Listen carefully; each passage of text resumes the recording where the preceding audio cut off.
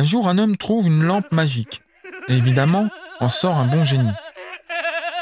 Celui-ci dit à l'homme: « Vous aurez le droit à un seul vœu. » L'homme, un peu contrarié, commence à réfléchir au vœu qu'il pourrait faire exaucer.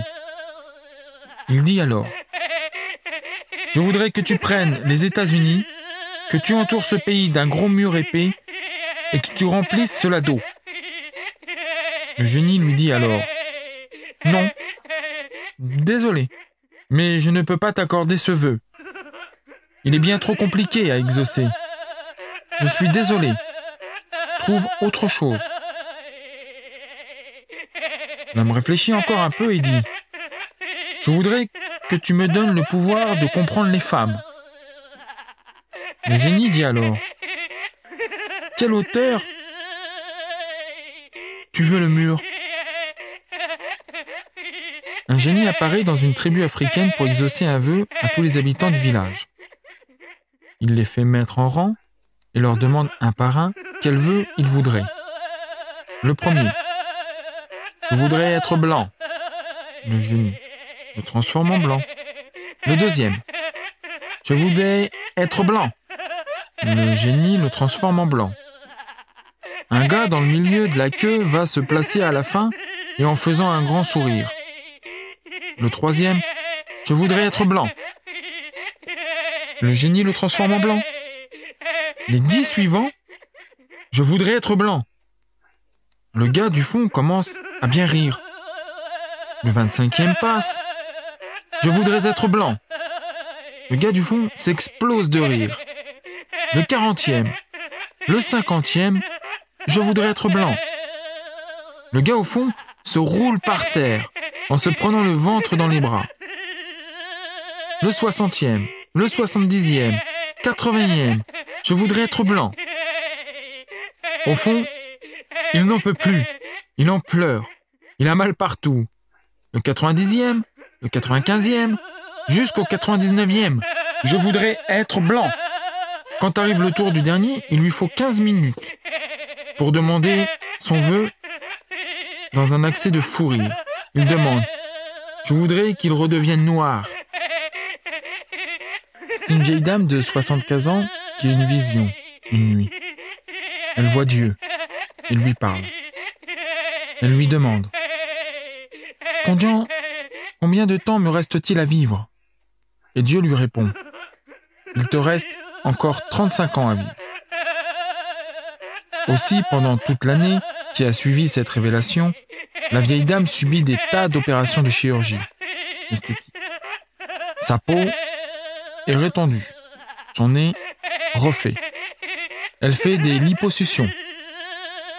Elle est, pour ainsi dire, refaite à neuf. Elle pense que comme elle doit vivre encore 35 ans, autant qu'elle ait l'air jeune de nouveau.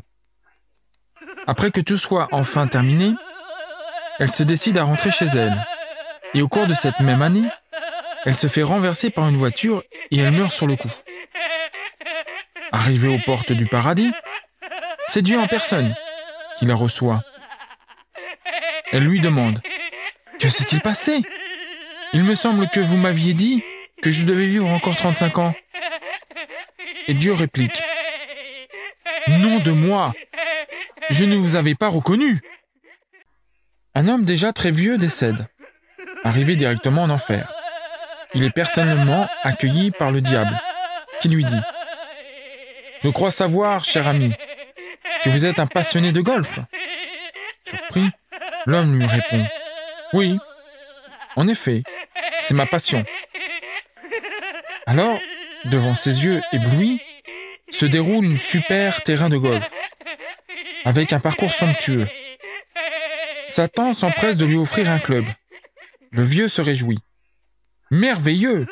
Je vais pouvoir jouer pendant l'éternité. » Il soupèse le club et demande au diable de lui passer une balle pour l'essayer. « Ah non, » répond le dernier. « Vous comprenez, l'enfer c'est ça. » C'est un pharmacien qui, en arrivant au travail vers les 11 heures, voit un gars debout, l'air crispé, se tenant d'une main près de la porte sur le mur extérieur. Le pharmacien demande à sa charmante employée: c'est quoi l'affaire avec le gars dehors ?» Elle lui répond. À l'ouverture ce matin, le gars est venu acheter du sirop contre la toux. Mais je n'en ai pas trouvé. Alors, je lui ai vendu une bouteille de laxatif et le gars l'a bu sur place. Le pharmacien, choqué, hurle. « Tu ne peux pas soigner une toux avec du laxatif !» La jolie employée répond d'une voix douce. « Bien sûr que si. Vous pouvez. Regardez maintenant. Il n'ose plus tousser. » Deux fonctionnaires sont en train de soupirer au bureau. Ils voudraient bien prendre un jour de congé. Mais le directeur a supprimé tous les congés parce qu'il y a trop de travail. Un des deux se lève et annonce. « Je connais un moyen d'avoir quelques jours de congé. » L'autre. « Comment ?» Le premier regarde si le directeur est en vue. Rien à l'horizon. Il monte sur son bureau, enlève quelques plaques du faux plafond, grimpe à l'intérieur du plafond, met ses jambes sur un tuyau métallique et se laisse pendre la tête en bas au-dessus du bureau. Le directeur arrive dans le bureau et demande « Mais que se passe-t-il ici ?»« Je suis une lampe, » dit l'homme. « Je crois que vous avez besoin de vous reposer. Vous êtes surmené. Je vous ordonne de rentrer chez vous. Je ne veux plus vous voir avant au moins 2 jours. » Le deuxième fonctionnaire se lève, prend son cartable et met son manteau. « Et vous, où allez-vous » demande le directeur. « Je rentre à la maison. Je ne peux pas travailler dans le noir. » Un professeur de psychologie commence son cours. Aujourd'hui, nous allons étudier les différents stades de la colère. Il fait venir un téléphone dans la salle, compose un numéro au hasard et demande. « Bonjour, madame. Pourrais-je parler à Jacques, s'il vous plaît ? » Vous faites erreur. Il n'y a pas de Jacques à ce numéro. Il se tourne alors vers les étudiants et dit « Vous venez d'assister à la phase de mise en condition. » Il recommence. Et la dame, un peu agacée, répond « Je vous ai déjà dit qu'il n'y a pas de Jacques ici. » Il réitère une bonne douzaine de fois, raccroche après s'être fait hurler dessus par cette dame devenue hystérique et s'adresse à son auditoire. Voilà, enfin le niveau ultime de la colère. Là-dessus, un étudiant lève la main. « Monsieur, il y a pourtant un stade supérieur. » Et, pour illustrer, il compose encore une fois le même numéro et dit « Bonjour madame, je suis Jacques. Y a-t-il des messages pour moi ?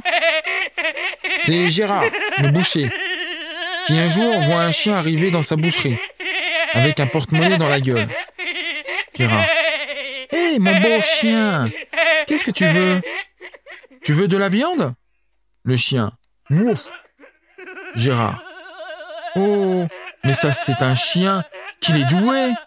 Qu'est-ce que tu veux ? Une entrecôte ? Un steak ? Du mouton ? Ouf ! Ben dis donc, putain de chien !» Il met du mouton dans un sac, prend le porte-monnaie, se paie et rend le porte-monnaie au chien.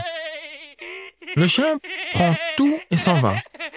Gérard, très intrigué, décide de suivre le chien pour féliciter la propriétaire, car c'est un chien vraiment bien dressé. Le chien rentre dans un immeuble, monte au 2e étage et arrive devant une porte. Frappe 2 fois avec sa patte.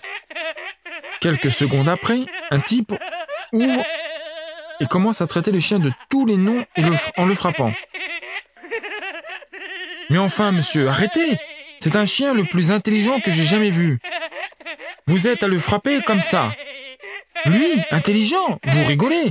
Ça fait 3 fois cette semaine qu'il oublie ses clés. » Un artiste peintre se rend à la galerie qui expose ses œuvres pour juger de l'intérêt que suscitent ses toiles auprès des amateurs d'art. Le responsable des lieux lui explique sans détour. « En fait, j'ai une bonne et une mauvaise nouvelle à vous annoncer. La bonne nouvelle, c'est qu'un investisseur est venu l'autre jour pour une évaluation globale des œuvres que vous présentez chez nous. Il nous a demandé si vos toiles prendraient de la valeur après votre disparition. Et que lui avez-vous répondu? Interroge le peintre. Nous lui avons dit que sans nul doute, les prix de vos œuvres doubleraient après votre mort. Et il a acheté les 18 tableaux en exposition. Excellent! Réagit le peintre. Et la mauvaise nouvelle alors? Le propriétaire de la galerie explique, un peu hésitant. Eh bien, c'est que cet acheteur, c'est votre médecin généraliste. Un soir, un homme fait la tournée des bars.